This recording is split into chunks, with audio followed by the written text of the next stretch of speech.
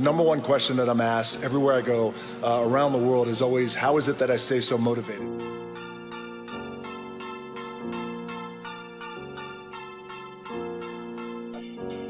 Number one will be gratitude. I try and find a way to be grateful for every single thing I have every single day.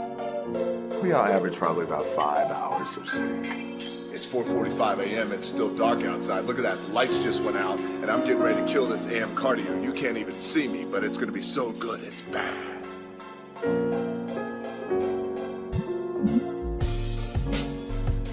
If you do anything, you never want to do anything half-assed, especially when it comes to your training. Get in, be intense, execute on it, and then get out.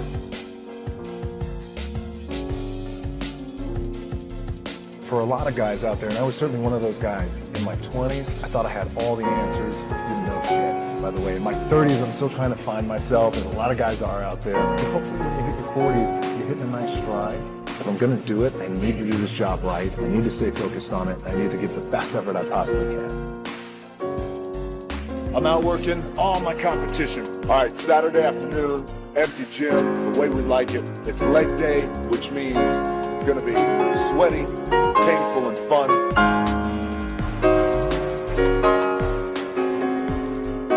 So how do you make it? How do you overcome the odds? So how did I get here? By being the hardest worker in the room.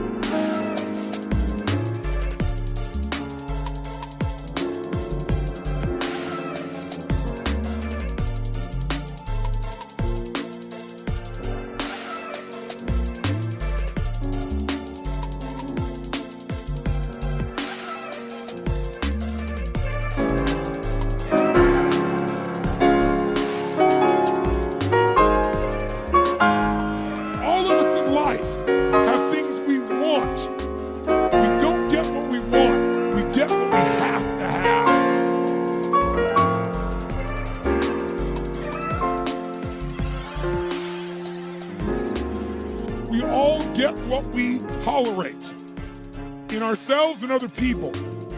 But when you're no longer willing to tolerate something, that's when your life changes.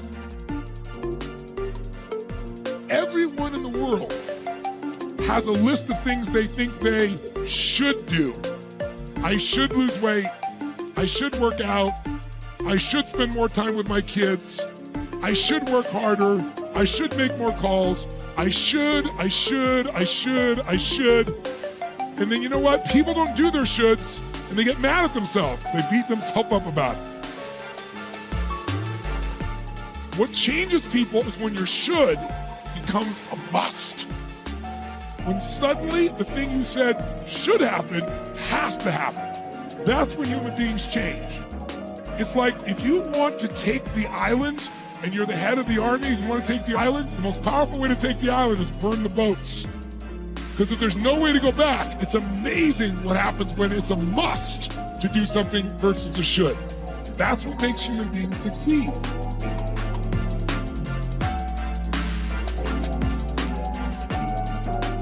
Ego is the success inhibitor. You have to do your best not to make decisions based off of ego, for sure. Success and failure are generally slow processes. Either slowly building things up or gradually tearing them down. And that's why I say you've got to pay attention. You have to watch. You have to watch every single second. Because those seconds, they turn into minutes. And minutes turn into hours, and hours turn into days, and days turn into years.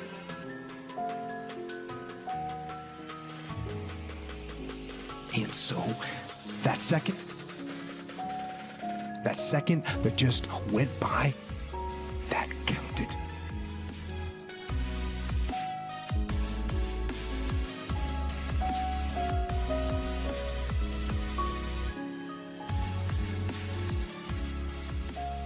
But one thing that a lot of people don't know that I wanted to share with you guys is when I was 22 years old, I came to this city for the first time. I was playing in the Canadian Football League, playing my first pro football game. I was playing for the Calgary Stampeders. We were playing the BC Lions. I was so excited. 2 days later, I got cut. The dream shattered. Sent home with $7 in my pocket. I was like, wait, no, I gotta play in the NFL eventually. Those are my big goals. That's my dream. You realize that playing in the NFL was the best thing that never happened because it got me here. So my point is, look, you're gonna get your ass kicked. We're gonna get the shit kicked out of us. You gotta get up. You gotta have faith that the one thing you wanted to happen oftentimes is the best thing that never happened. So have faith. Just keep that in mind and keep plugging away.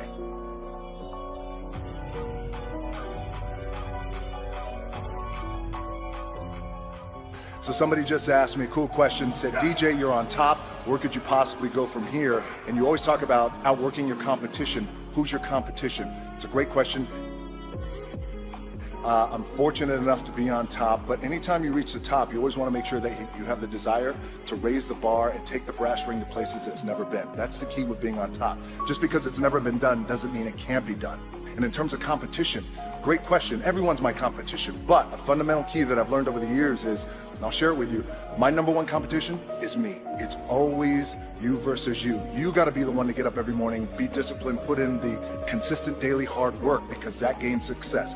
No coach, no trainer, no mentor, no boss can do it. You versus you.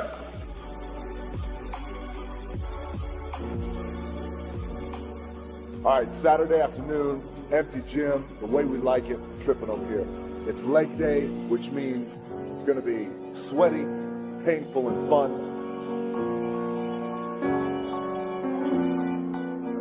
This idea and this notion that you can be anything you want, you can accomplish anything you want, right? We hear that, you've heard that from the time you were little boys. You're already incredibly accomplished. You can win an NBA championship, MVP of the league, you could become president, you could become governor, Charles, or you could do Shaq, you could do that, you could do whatever you want to do. You guys know that. The thing that has worked for me is to remember the hard times.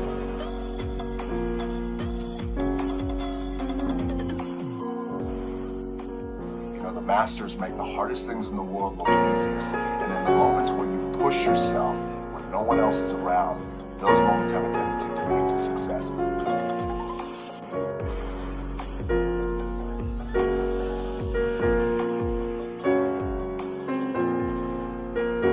Our most powerful and most important is when we just embrace who we are. It's just believing in yourself and embracing who you were born to be.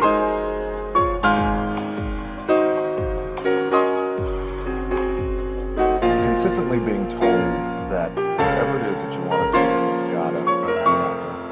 you gotta get after it. There's no substitute for hard work. Hard work always pays. You know, those type of mantras over time.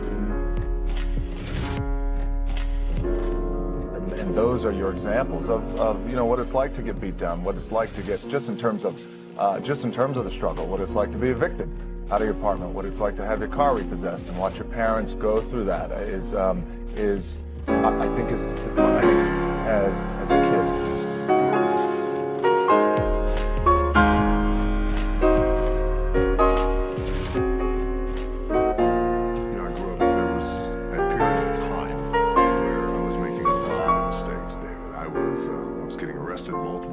By the time I was 16, I was arrested maybe 7 or 8 times, fighting theft, doing a lot of things that I shouldn't have been doing. I was really lucky that I had a couple of people who, along with my parents, who saw the potential in me even when I didn't see the potential in me. And it wasn't until I got older, had a little bit of luck, a little bit of success, that I started to understand the value and the power of someone giving back.